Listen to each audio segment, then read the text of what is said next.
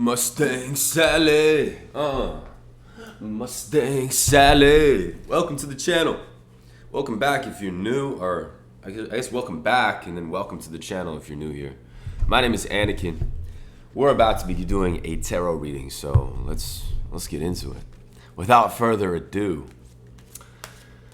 Alright, so take it if it resonates, leave it if it doesn't. Spirit, what energies are we working with today? A new start is coming. Something that has to do with how you express yourself. New moon. Sarasvati is here. Okay. And your wishes are coming true. 9 of Cups. Wish fulfillment. Something that you've been asking about is coming in. And it has to do with a new beginning. And it also has to do with arts and crafts. Or like, not necessarily purpose, but art. And it could be your purpose to be an artist, but this has to do with expression. Okay, so there's wishes coming true when it comes to expression.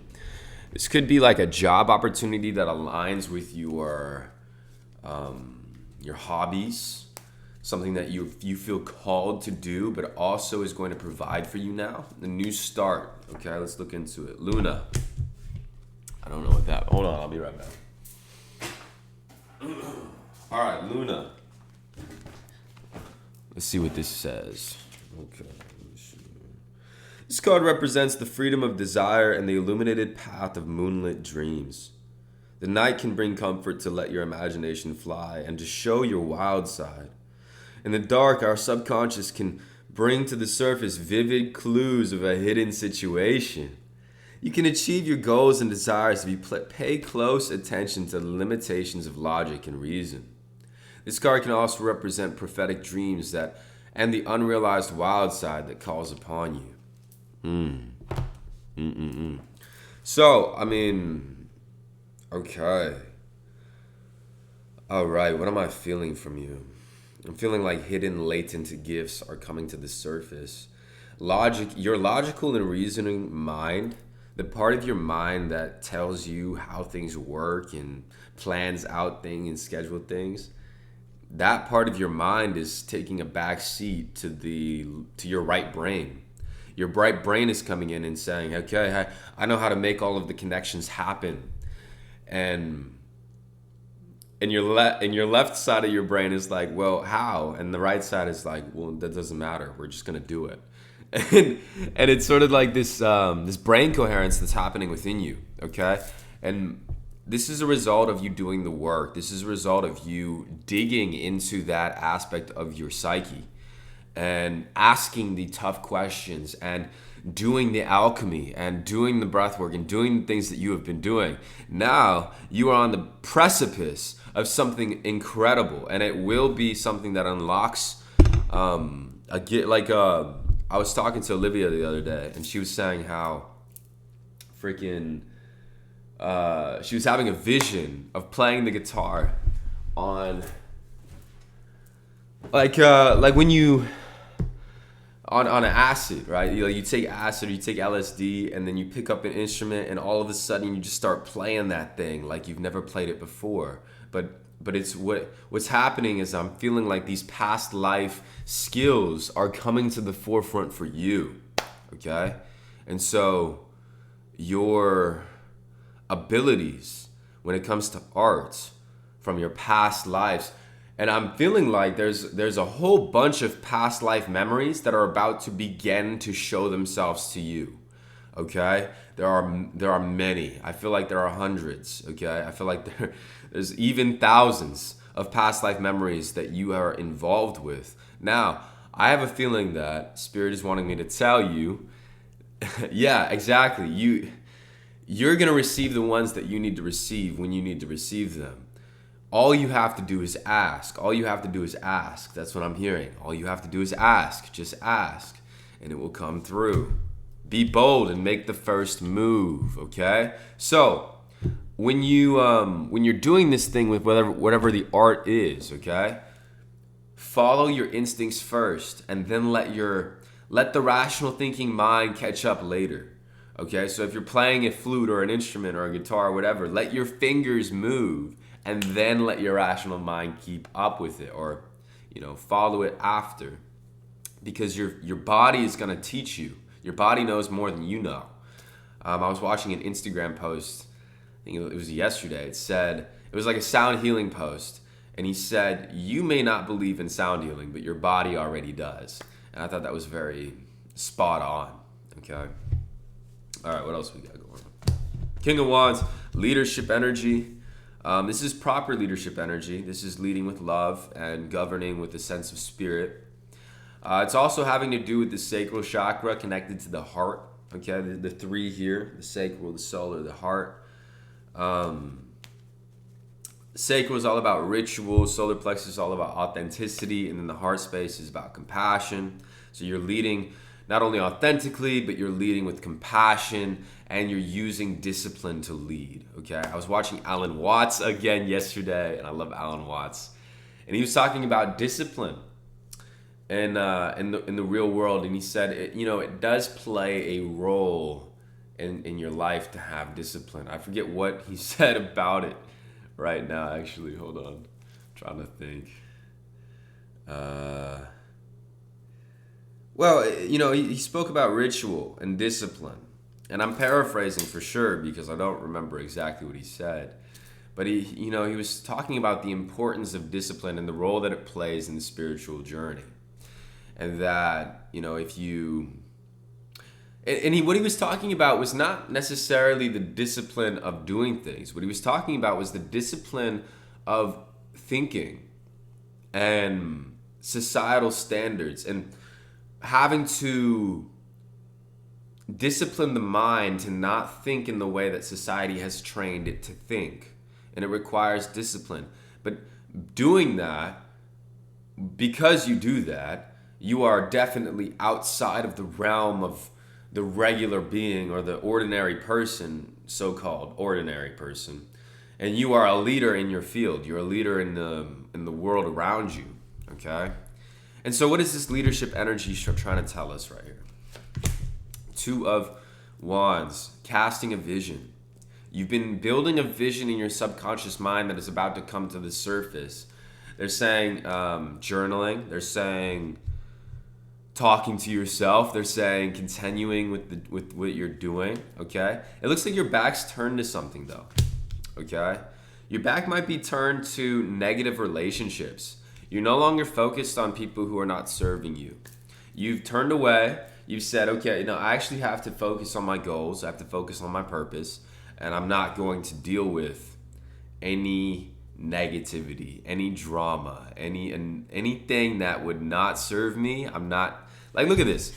King of Wands, Two of Wands. They're both turned away from the Three of Pentacles in reverse, which to me, the Three of Pentacles in reverse signifies inharmonious relationships, working together with people who don't want to work together with you or are trying to misunderstand you.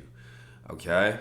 Could also mean that you're sort of, you're not really even focused on that. You're just not focused on bringing in community really at all right now. You're more focused on your purpose. Okay? And it's because, you're coming out of a cycle. That cycle that you're coming out of, it's done. You're already in limbo. You're already completely done with that cycle now. Okay? And so they're saying, hey, be bold, make the first move. Go ahead and embark on the journey in this new cycle because it's open and ready for you to do it. Okay? Your wishes are coming true. Everything is in front of you. Take the lead. These visions that you've had, these are real visions, and they're true, and they're going to happen. Now, what else is going on? Okay. So another thing that I'm seeing in the subconscious is there's this sense of inaction. Okay, you've been in limbo, you've been in an old cycle, and there might have been moments of time or periods of time where you weren't doing much, okay? Or you weren't doing what you thought that you wanted to do. Now, those moments were required for your growth. And so they're saying, hey, yeah, I feel like you're turning your back away from right now that because before you started this new cycle or you had access to it, there was a sense of you weren't doing enough. But now you're realizing that you were actually doing exactly what you needed to do at the time. And when you were resting, it was time to rest. When you were isolate, it was time to isolate. When you were going out in public, it was time to go out in public. You're going to get these downloads in this new cycle, okay, as to why you were acting the way that you were in the last cycle. Why were you doing the things that you were doing? All of those answers are coming through, and we're even going to look into it. Why were you doing that? Okay. Mindfulness. Okay. I feel like with this mindfulness card, I'm going to read it. Hold on. I'm going to read it. Okay. There's a lot of beauty in the stillness of the mind. Allowing ourselves to be present in the moment and not worry about how things could have been or what we could have done exactly better can open up our minds and treasures of what we have to be thankful for. With great patience and perseverance, we can accomplish anything. It's best not to rush into action or judgment too quickly. Often patience is not about how long we can wait, but what we do with our time while waiting. We can learn to be grateful for every moment of our day, even when we feel stuck and things don't go our way. Like the praying mantis, staying mindful will make all of your endeavors more fruitful and meaningful. There's a typo in this book. It says mere. All right. Mindfulness. Okay. So that's exactly what we were talking about. Where are you headed? Where are you headed? You're headed into the valley of the shadow of death. Okay. This is a King of Swords in reverse. You have a new start. You're bold. You're active. You're alive. But you're heading into the valley of the shadow, which means, anytime you have something great to offer the world, there's going to be things that try to push you back, try to hold you down. There's going to be outside forces that are pulling on you, okay? And that's just it. You gotta know in your heart that you're connected to spirit, and that spirit is going to pull you through this. It's why it's so important to have a definite aim, a chief aim, somewhere where you're headed, okay? And so, I'm even doing this with myself right now, creating mind movie, having a vision board, having mantras on your wall that you can look at and that reminds you about who you are and where you're headed, okay? Because that chief aim is going to pull you through any sort of malice, any sort of shadow, any sort of entities or energies that are trying to hold you back. You're going to get pulled through that with a chief aim and a goal, okay? But that's where you're headed. I want to know more about this King of Swords here. Okay, so it's perfect, right? The King of Swords in reverse is a card of malignant intent. Now the Chariot in reverse, which is, I overlapped this card here. The Chariot in reverse signifies discipline, hardship, obstacles that result in bettering you. Okay, that are necessary for you to have on your journey. And so even though you're gonna have obstacles, this is the beginning of a successful journey, which means you will be a success no matter what. Okay, and the valley of the shadow of death, this is part of it. This is what you're going through. And you don't have to see it here. You don't have to see it as like you're a victim and that you have to deal with all this stuff. It's more so you're more powerful than it. You're a light. It's darkness. Wherever you go, it gets taken away, and darkness is going to try to stop that.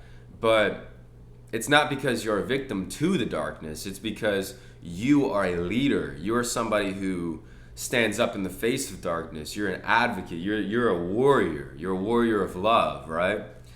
And so it will get easier. It will get easier. It will get easier because you will get stronger. And the stronger you get, and the stronger your mindset gets, the more you realize that the more easier, I guess, it gets for you. Okay, I was watching One Piece, and I'm on episode like 800, so I was watching Sanji's backstory. If you haven't watched One Piece, this is probably a spoiler. So, anyways, so Sanji was on an island with Neff. Okay, well, he was on a pirate ship, and this pirate comes up to him, and Sanji bites the pirate's leg because the pirate's ransacking his ship. So Sanji's like, I will find the all blue one day, which is the pirate who he's biting. The pirate has the same dream, and so he feels for the kid in that moment. And then Sanji gets lost in the ocean. And so the pirate, feeling for the kid, because he has the same dream as him, dives into the ocean and goes to save Sanji. But meanwhile, or as he does this, his leg gets caught in the mast of a sinking ship. And so he has to take an anchor and wrap it around his leg and cut his own leg off so that he can go save Sanji and survive. And I was thinking in that moment, I was like, wow.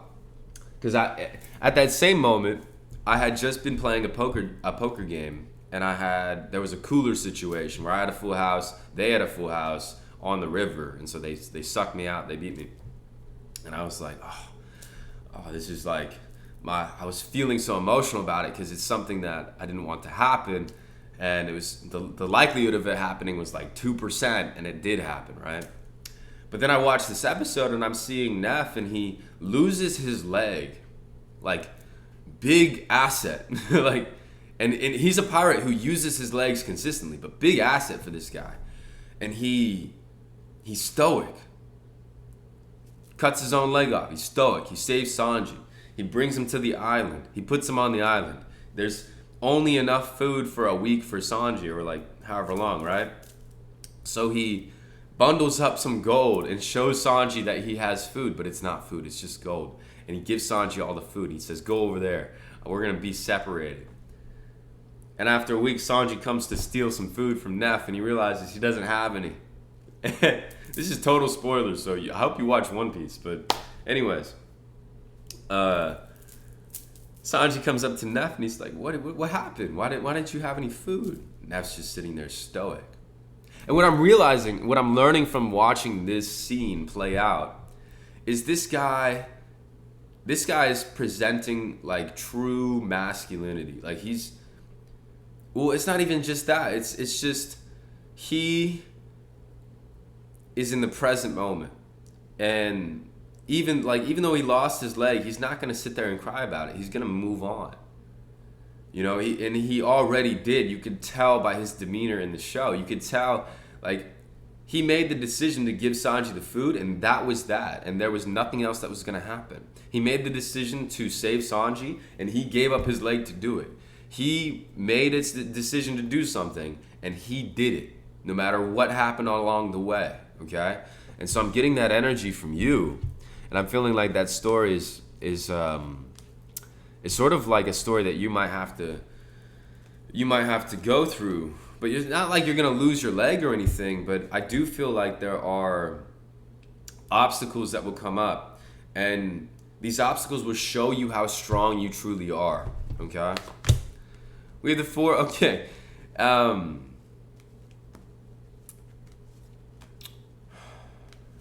The balance is coming back.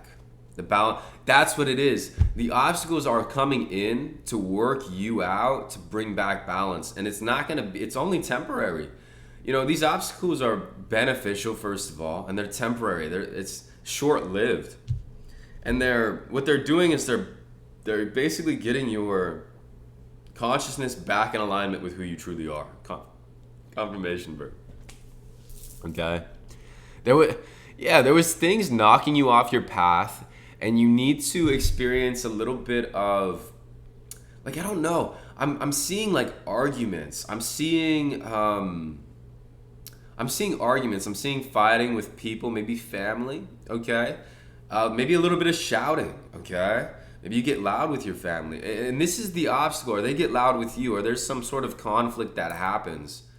And in that conflict, I see you taking the lead, and I see, and this could have happened to you, could be happening right now, it could happen in the future. It depends on your timeline. But I see this getting, like, maybe it doesn't get resolved, but because it doesn't get resolved, you're able to walk away and cut ties with this person in a sense, okay?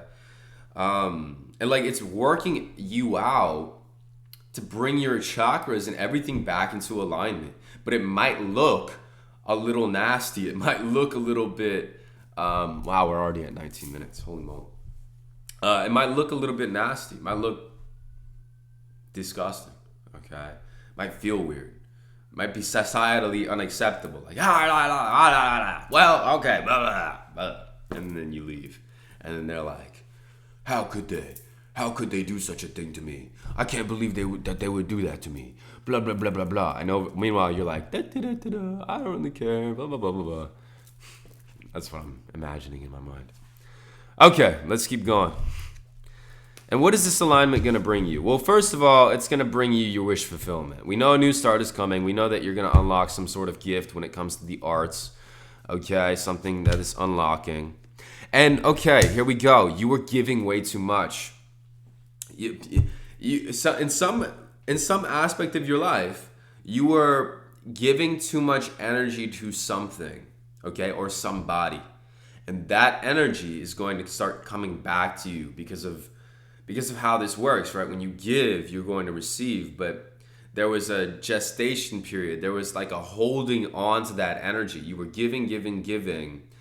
And I feel like it has to do with you, though. I feel like it has to do with how you were allowing it back in, okay? Because you were giving, but the allowing aspect of it, there was something impeding that.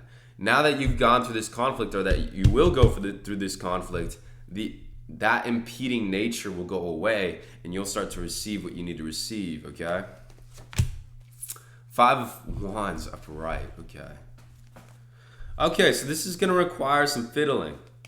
Let me see. Yeah. Okay, so you're putting it together in a way. Yeah, you are constructing your new life. Your higher self and you are working together to construct a new life where you don't have to leave to be safe. It's not codependent. You're not carrying anybody else's weight. You are your own individual. You're crafting a life around that concept. And it's new to you. What it's doing is it's helping you break generational curses and helping your family break generational curses. But you're the first one, so you have to go out and learn. You have to figure out how this thing works, and that's what you're doing right now. Okay, and it might feel like you have a lot against you. Okay, there's a lot of curses around you. There's a lot of stuff that you have to break through. There's heavy, dense energy. There's relationships, and you have to. You're the one. And so that can feel like a burden. It can feel like a lot. This is just another aspect of the obstacle. It can feel like a lot, but it's not. Okay? It's not a lot. You've been convinced that it's a lot. You've been told that you're a lot, and that it's a lot, and that it's hard work, and that don't you know that it's hard work, and don't you know that you have to work hard to get what you want, and blah, blah, blah, blah, blah, yada, yada, yada. Well, you don't. Relaxing, allowing, letting go lets it in. And the harder you work, the harder you're going to have to work. Hard work is not conducive of results. It's not about hard work. It's about what your vibrational frequency is. And if your vibrational frequency is high, then it's not about the work. You do the work because you like to do the work. That's the only reason you do the work. To get the results, that happens based on your vibrational frequency, okay? And I see that shift is happening within you, and so it's causing you to want to do the work, be inspired to do the work. And if you're still over here, then you're gonna get that inspiration, okay? Because it's a lot. It's a lot. First of all, you're feeling burdened by generational curses and stuff, but not only are you feeling burdened by that stuff that's not there, but you're also experiencing exhaustion from actual burdens that were placed upon you by family members, like real deal stuff. So you were dealing with the physical stuff, you were dealing with spiritual stuff, you were dealing with mental stuff, all the stuff you were dealing with, okay? And you're coming out of that, and so the inspiration and the energy is all here to move forward. And wherever you're moving forward to. Where are you moving forward to? Cycles and rhythms. You were in there's night and then there's day. There's spring and then there's summer and then there's fall and then winter. What follows winter? Spring, right? Okay, cycles and rhythms. Meditate and contemplate. Okay, so we cleared up a lot of this stuff here. Let me see.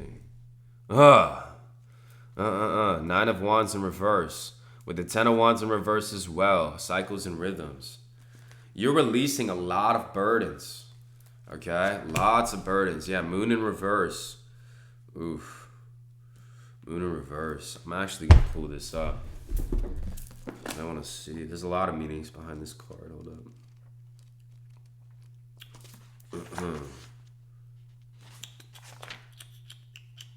Yeah, the seeker is in a state of confusion. Okay? There's uncertainty here. There's instability, invisible pools. Okay, so the moon is depicted on the card as waning, which suggests that matters will come to a closure for the seeker. The resolution of the seeker's state of confusion is that everything that rises must converge, suggesting that the rising tides of the seeker's situation will soon come to a head and the significance will become apparent. Revelations will be had. The repressed latent will always surface, and any strong intention to repress will cause a violent surfacing. It is a particular intriguing segue into the sun. Okay, so I mean that's really what I'm picking up this whole reading. It's a lot of like hidden stuff and surfacing stuff and hidden talents, latent things coming to the surface. It's all coming up, okay? It's all coming up. It's all rising together. And, you know, there's so much momentum in this that there's no possibility of you keeping it down. Okay, take it if it resonates. It's the momentum is going to overcome you. The feelings are going to be felt. The crying is going to happen. The screaming is going to happen. The rage is going to happen. The gifts are going to come out. You're going through something really, really, really cool. Something that a lot of people would love to see. Okay? You're going through something that it's an incredible, incredible thing. It's a spiritual awakening. It's a journey of transmutation. There's going to be, you're not even going to recognize yourself after this. And it could be a little bit scary because of how well put together you already are. It's like, well, okay, I'm not going to recognize, I like myself. Well, of course you do. But all of these latent things are coming to the surface and they have so much to offer you. And there's so many different aspects of them and you. And there's aspects of you right now that are falling off. And all of this is unknown. And so, if anything, Spirit wants you to be pushing into this unknown energy, trusting it. Look at this fly. He's been chilling on my microphone the whole time. Like, come on, guy. All right. Thank you. Anyways, you